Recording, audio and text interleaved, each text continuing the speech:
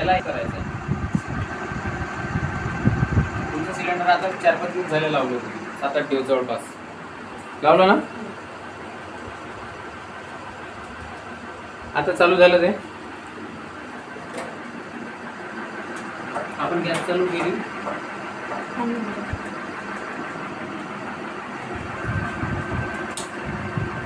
Gas चालू झाली. तुमच्या घरी बाजूनी खिडकी आहे किंवा तुम्ही इथे काहीतरी वरण गिरण मांडून ठेवलं आणि उठू गेलं, तुम्ही कुठेतरी काम करायचं, सर्वात पहिले कशावर जाईल? बर्नरवर जाईल.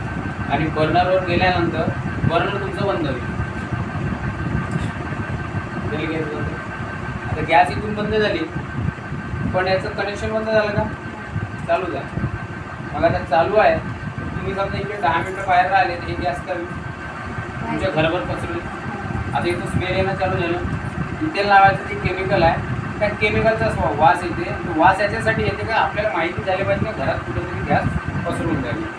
पण इथे गॅस जनरली हवेमध्ये पसरत नाही.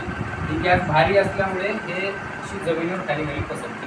तर त्या वेळात तुम्ही जरी एखादं इलेक्ट्रिकचं बटन जरी दाबलं तरी ब्लास्ट होते. मोबाईल जरी रिसीव्ह केला किंवा मोबाईल जरी ओपन केला तरी ब्लास्ट होते. इतक्या ह्याच्यामध्ये हे आहे. तर आता बघू आपण आता गॅस कुठं राहायला पाहिजे नाही.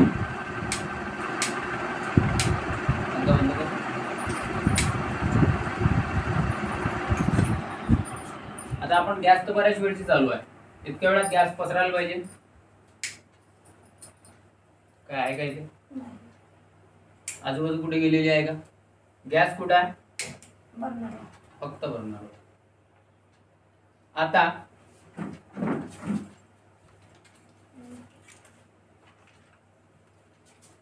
गॅस बर्नरवर आहे किंवा बंदही जरी आहे, तुमचं सगळं कनेक्शन चालू आहे आणि एखाद्या वेळेस उंदराने जरी तुमचा पाईप कापला,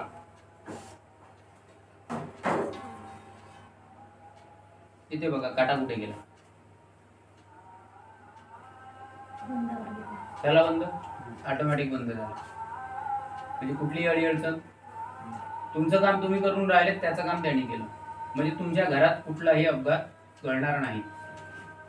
आता त्या व्यतिरिक्त पुन्हा याला आता आपण याची थोडी चेष्टा करून बघू. याला बंद केलं मी, नाही चालू नाही केलं, याला चालू केलं. ठीक आहे, तो बघा काटा चालू झाला. किती सेकंदामध्ये बंद करतो ते बघा. म्हणजे जसं मोठा होल जरी असला सेकंदामध्ये बंद करतो. काटाकडे बघा, झाला ऑटोमॅटिक बंद. पुन्हा याची चेष्टा आपण थोडस बघू की जरी असं ओपन याच्यामध्ये हा वर्कआउट करतो का.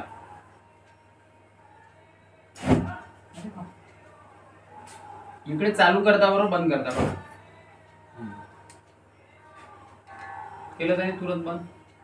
आता मला सांगा, या सिस्टम मध्ये तुमचा पाईप जळेल का सिलेंडर जळेल? पहिले पाईप जळेल ना.